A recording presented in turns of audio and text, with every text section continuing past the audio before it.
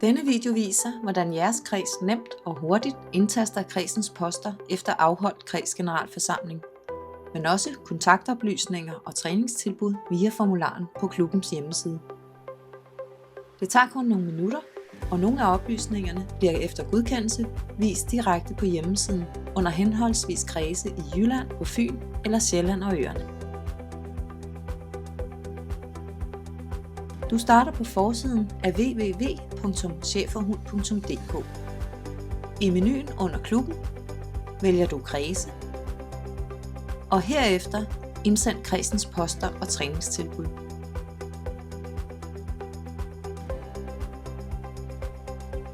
Find din kreds i rullemenuen.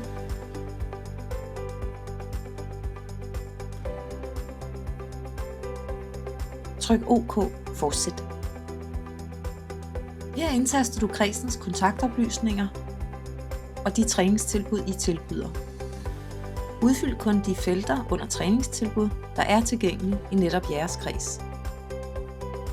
Så udfylder du kredsens poster, formand, næstformand osv. Akkurat som tidligere. Når formularen er udfyldt, klikker du på Indsend poster og træningstilbud.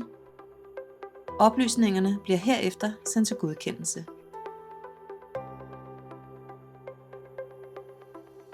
Efter godkendelse trækker systemet de relevante oplysninger ud til visning på siden med kredstilbud.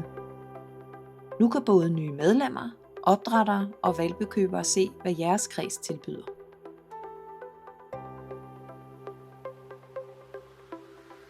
Har du rettelser i løbet af året, går du ind på samme side igen.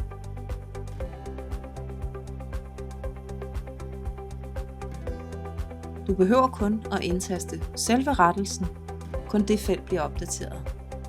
Alt andet forbliver uændret.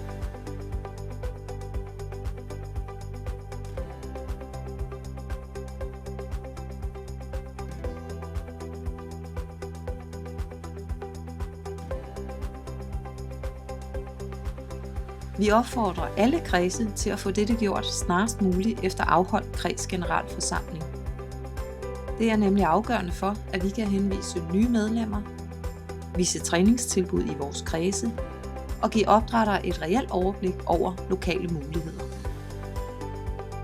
Tak fordi du hjælper med at holde kredsens oplysninger opdateret. Har du problemer eller spørgsmål? Kontakt IT-udvalget.